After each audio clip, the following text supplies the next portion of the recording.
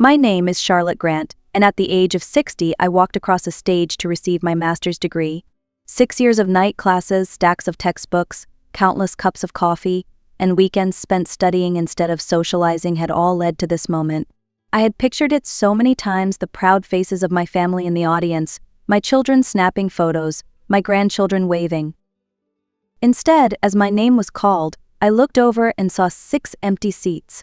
6 seats I had reserved months ago for the people who mattered most to me. 6 silent, hollow spaces where their smiles should have been.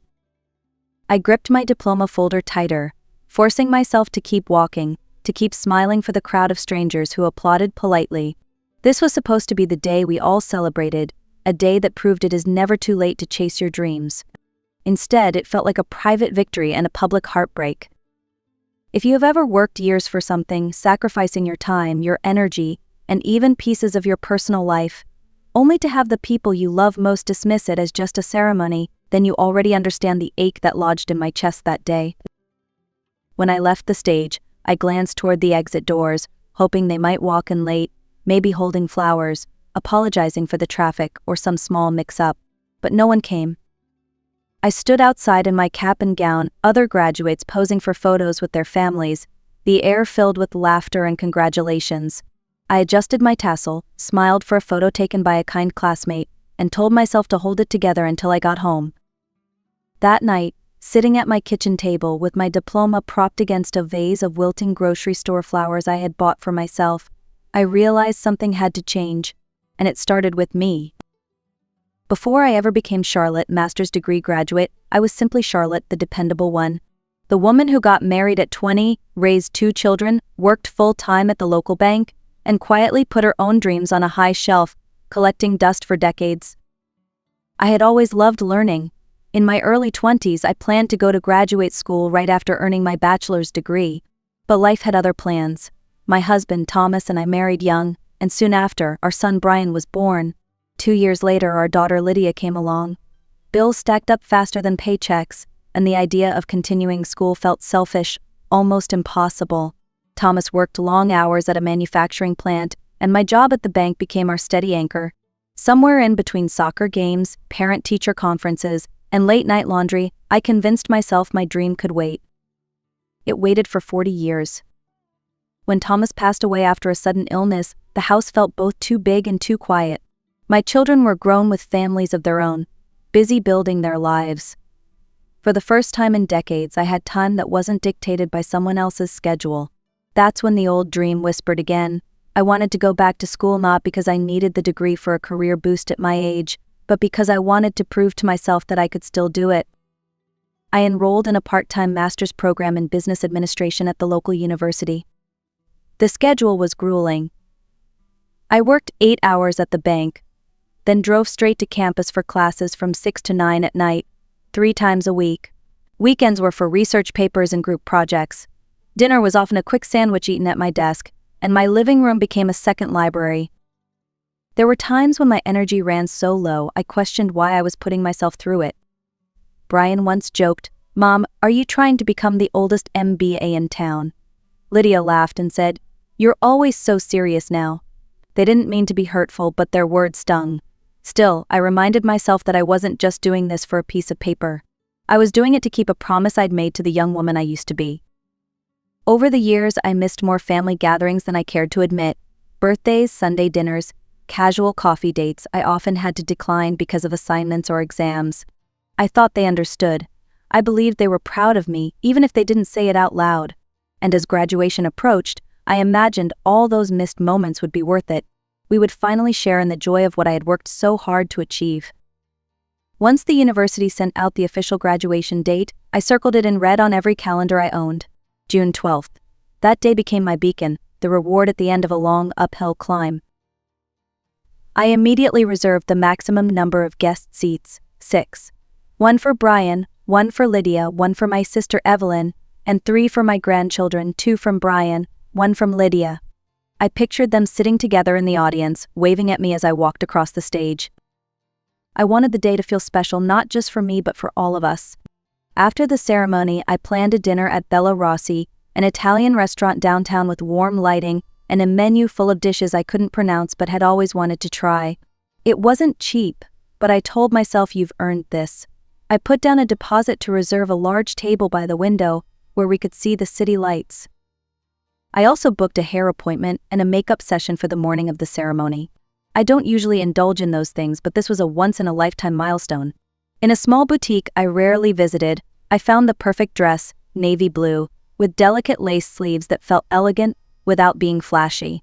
When I tried it on, the sales clerk told me, "You look like you're about to win an award." One afternoon, my granddaughter Emma peeked into my bedroom as I stood in front of the mirror, turning this way and that in the dress. "Grandma, you look like a queen," she said, grinning. I laughed, but my eyes welled up. It had been years since I'd dressed up for anything that wasn't work-related. In the weeks leading up to the big day, I checked my plans like clockwork, confirming restaurant reservations, calling the salon, making sure my gown and cap were wrinkle-free. I even started a little box to keep mementos from that day, the invitation card, a printed copy of the program, and a small note I intended to write to myself after the ceremony. Everything was lined up perfectly. For once I allowed myself to believe nothing could ruin this. It wasn't just a graduation to me, it was a celebration of perseverance, of keeping a promise to myself, and of showing my family that it's never too late to dream big. 3 weeks before the ceremony, my phone rang. It was Brian. His voice was casual, almost too casual. "Hey, Mom. Just realized the neighborhood block party is on June 12th. The kids have been talking about it for weeks. They're really looking forward to it." I froze for a second. "Brian, that's my graduation day. I told you months ago." "Yeah, I know," he said, "but you'll have other celebrations. This is just one ceremony, right? The kids will be bored sitting through it." I swallowed the lump in my throat. "It's not just one ceremony, Brian. It's 6 years of my life." He gave a sympathetic sigh, but I could tell his mind was made up. "We'll see what we can do," he said before hanging up.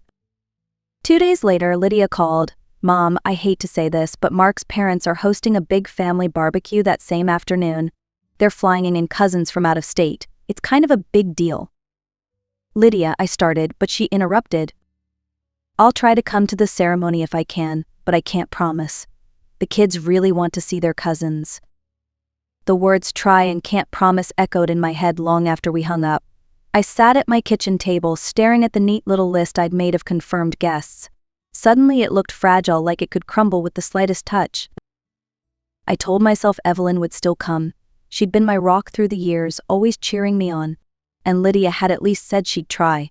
Surely they wouldn't all let me down. Still, that night, as I folded my gown and placed it back in the garment bag, a quiet unease settled in. I tried to brush it off, but the excitement I'd carried for months dimmed just a little. I didn't want to believe it, but a voice deep down whispered, "Be ready. Not everyone sees this day the way you do." The morning of June 12th arrived bright and clear, the kind of weather you hope for but never expect in early summer. I woke up early, made a cup of coffee, and laid out my dress, shoes, and the gown I'd pressed the night before. Today was the day. I went to my hair appointment, then the makeup session, and when I looked in the mirror afterward, I almost didn't recognize myself. The woman staring back looked proud, elegant, and ready for a celebration. For once, I let myself believe the day would unfold just as I had planned. When I pulled into my driveway, I could hear birds singing and the faint sound of children playing somewhere in the neighborhood. I opened my front door, expecting to hear my grandchildren in the living room or Brian and Lydia chatting in the kitchen. Instead, the house was silent. On the counter sat a folded piece of paper with my name on it. I unfolded it slowly. "Took the kids to the barbecue early. We'll try to make it to the ceremony. Congrats, Lydia." I stood there for a long moment, the words blurring. The silence in the house felt heavier now, pressing in on me from all sides. I placed the note on the counter, smoothed it with my hand, and told myself to keep moving. I slipped into my dress, fastened the small silver necklace Thomas had given me years ago, and put on the gown. In the mirror, I looked the part of a graduate, but inside the excitement had drained away, replaced by a dull ache. This was still my day, I reminded myself. Even if they didn't show, I had earned this moment. I picked up my bag, locked the door behind me, and drove toward the campus, repeating those words like a fragile prayer. The campus was buzzing with excitement. Graduates in black caps and gowns gathered in clusters, posing for photos with their families. I could hear bursts of laughter, see flashes from cameras, smell the faint sweetness of flowers carried in proud parents' hands. I checked in at the registration table, collected my name card, and joined my classmates in the lineup. All around me, people were hugging their loved ones before taking their places. I scanned the crowd, hoping to catch sight of a familiar face: Brian's tall frame, Lydia's bright smile, Evelyn's silver hair. Nothing. The ushers led us into the auditorium. As I passed the section where my 6 reserved seats were marked, my heart sank. They sat in perfect order, empty, waiting, untouched. 6 little reminders of promises broken. I took my seat among the other graduates, forcing myself to focus on the ceremony. The university president gave an inspiring speech about perseverance and the value of lifelong learning. The dean spoke about the importance of community and support. Each word felt like a spotlight on what was missing for me. When my row was called, I stood, smoothed my gown, and walked to the stage. The lights were bright, and the applause was warm, but impersonal. My name was read, Charlotte Grant, Master of Business Administration. I crossed the stage, shook the dean's hand, and accepted my diploma folder. From the corner of my eye, I glanced at the empty seats one last time. After the ceremony, graduates spilled out onto the lawn for photos. Families crowded around their loved ones, arms full of flowers, gifts, and cameras. I stood near the edge, holding my diploma, feeling both invisible and exposed. A kind classmate offered to take my picture, and I smiled for her lens, though the smile didn't quite reach my eyes. Driving home later, I tried not to check my phone, but curiosity won. There it was, photos on social media of my children, sister, and grandchildren laughing around a barbecue grill. My grandchildren's faces sticky with melted marshmallow, everyone smiling like this was the only place they wanted to be. That night, I set my diploma on the kitchen table next to a vase of flowers I'd bought for myself. In the quiet, I felt the weight of the day pressed down. The empty seats weren't just about today, they were about years of being the one who showed up, only to find no one doing the same for me. I sat there for a long time that night, staring at the diploma. The house was quiet, except for the faint hum of the refrigerator. My mind replayed the entire day in slow motion: the empty seats, the polite applause, the photos of my family at the barbecue. I thought about the years that had led me here. The late nights, the weekends sacrificed, the family events I'd missed because I was working towards something I believed was important for me and, in a way, for all of us. I had imagined this day as the moment it would all come together, when the people I loved would stand beside me and say, "We see you, we're proud of you." But instead, they'd shown me exactly where I stood in their list of priorities. I realized with a mix of sadness and clarity that the problem wasn't just about one afternoon. This was a pattern. I had always been the dependable one, the helper, the listener, the one who rearranged her life for others. And over the years, that role had become my identity in their eyes. My needs, my milestones, my dreams, they were always secondary. Something inside me shifted that night. I knew I couldn't change the past, but I could change what I accepted from this point forward. I could decide that my time, my energy, and my achievements deserved respect, not as an exception, but as a rule. That decision didn't feel loud or dramatic. It felt quiet, steady, like the click of a lock sliding into place. I folded the gown neatly, placed the diploma in its folder, and made a promise to myself. I would keep showing up for the people I loved, but not at the expense of disappearing in my own life. And if they couldn't meet me halfway, I would stop walking the full distance alone. Change didn't happen overnight. At first, it was subtle, small choices that, in the past, I would have made differently.